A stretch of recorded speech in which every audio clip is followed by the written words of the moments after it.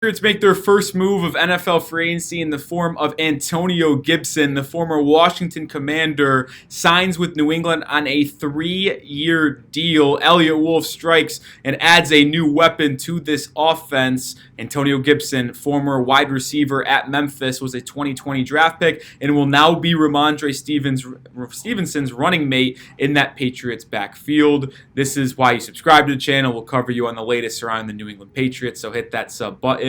But I'm a big fan of Antonio Gibson joining New England in this offense. And if you actually remember from our video on Saturday labeling the Patriots free agency targets at every single position, well, I labeled Antonio Gibson as someone to keep your eye out for at that running back spot. We knew New England was going to want to add someone to that backfield alongside Ramondre Stevenson. Didn't know if it was going to be Zeke re-signing on another one-year deal, but evidently Eliot Wolf wanted to go a little bit younger, a little bit faster, and Antonio Gibson perfectly complements Ramondre Stevenson in my eyes in that backfield because Ramondre can do it all. He's a versatile back in terms of pass protection, running in between the tackles, running on the perimeter, but also being a very good asset in the passing game, running routes, whether it be coming from the slot as an RB or out of the backfield. You know who also does that at a very high level? Well, yeah, it's Antonio Gibson because, as I mentioned a little bit off the top, he was a wide receiver in college. He played ball at Memphis, and he was a wideout before converting to running back after he was drafted by the Washington Commanders. And he got off to a very hot start in his career after being a third-round pick in 2020. He had 795 rushing yards to go alongside 247 receiving yards. So he damn near had over 1,000 yards total in his first season in the league and had 11 rushing touchdowns. He followed it up with a terrific sophomore campaign.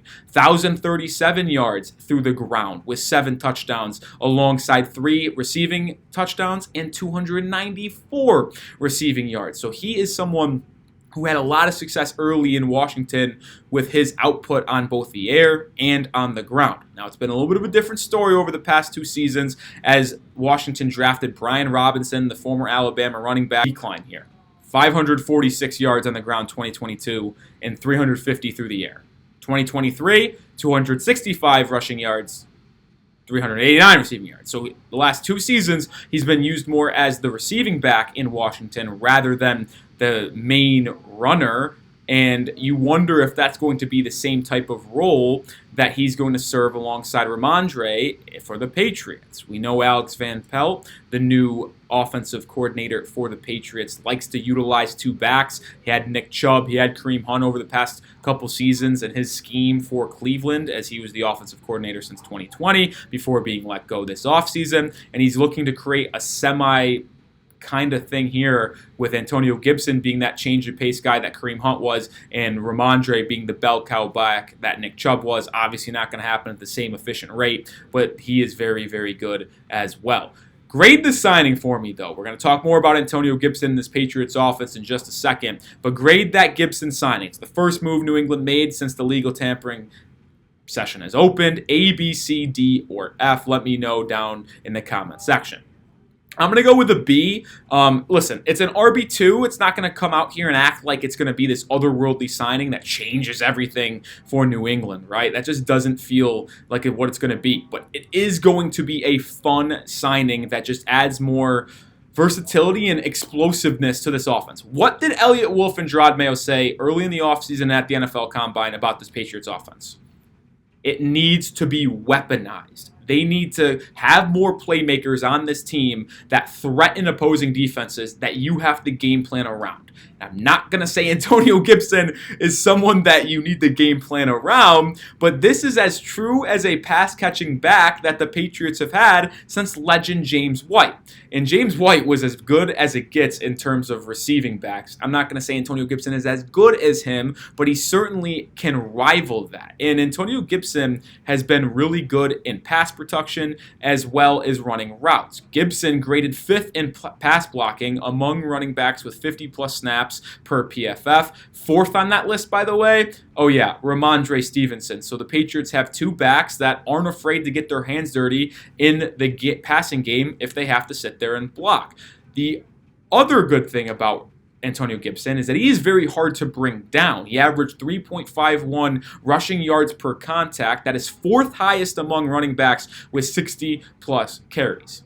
But I will say this, it is not good old dandy with Antonio Gibson. He does have his issues, and the biggest issue he has is ball security. He has had a bad fumbling problem in his career, and last year specifically, he averaged about a fumble every 29 touches. That's not great, and that actually got him in trouble and put in the doghouse early in his career at Washington. He has always struggled to hold on to the football. He has 12 fumbles in his career, had one his rookie season, year 2, 6, one in 2022, and he had 4 last year. He tends to put it on the ground, which obviously when you were rocking with Bill Belichick as your head coach there, that is a big no-no. You cannot give the ball up. That would get you benched. He's gone, obviously, and Antonio Gibson comes in. I doubt this would have been a signing for New England if BB was still making the calls, but it is Eliot Wolf's show, and he's starting to build this offense how he wants to with the help of Alex Van Pelt. So your offense right now, as things currently stand, as no other signings has been made, I'm looking